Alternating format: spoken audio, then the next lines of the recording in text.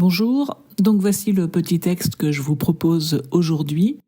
N'hésitez pas à appuyer sur pause le temps de votre méditation et ensuite vous pouvez poursuivre si vous le souhaitez la lecture de la vidéo pour écouter ce que ce texte m'a inspiré à moi.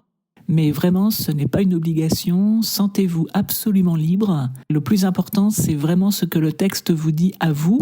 Et si justement vous souhaitez partager, mais là non plus ce n'est pas une obligation, faites-le en toute liberté si vous le désirez. Donc si vous souhaitez partager ce que le texte vous a inspiré, n'hésitez pas à le faire en commentaire. C'est vraiment toujours inspirant de voir à quel point l'Évangile parle à chacun de manière très personnelle. Donc n'hésitez pas. Bonne méditation!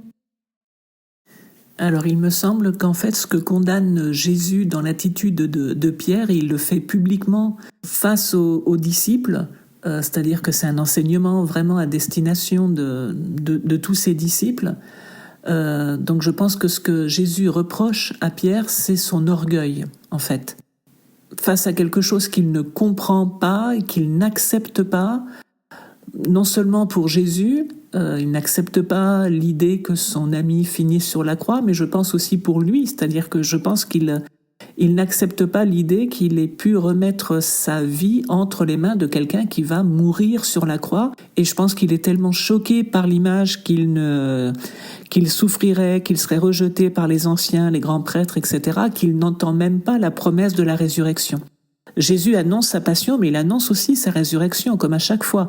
Donc, bon, il pourrait y avoir un grand espoir dans cette résurrection, mais Pierre ne l'entend pas. C'est-à-dire qu'il reste fixé sur ce qui ne correspond pas du tout à sa vision des choses, à savoir que Jésus ne va pas être reconnu par les autorités religieuses et va mourir.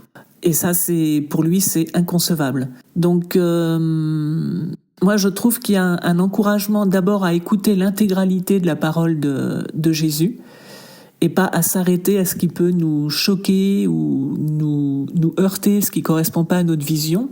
Ensuite, c'est toujours la même chose, faire preuve d'humilité. Il y a des choses qu'on ne comprend pas, il y a des situations qu'on ne comprend pas. Et l'important, encore plus dans ces situations qui nous semblent complètement illogiques, c'est vraiment d'être ouvert à l'Esprit Saint, à l'Esprit de Dieu, maintenir cette ouverture et ne pas nous précipiter dans le jugement, dans le refus, dans cette idée que non, ça peut pas se passer comme ça, non, moi je sais mieux les choses, etc.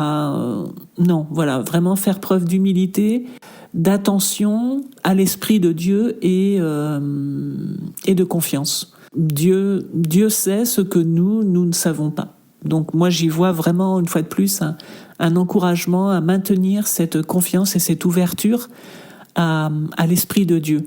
Et on voit très bien que quelques versets auparavant, et d'ailleurs ça apparaît mieux dans d'autres évangiles, le même Pierre avait dit que c'était Jésus le Christ. Donc là on avait vraiment une ouverture de Pierre à l'Esprit Saint, à l'Esprit de Dieu.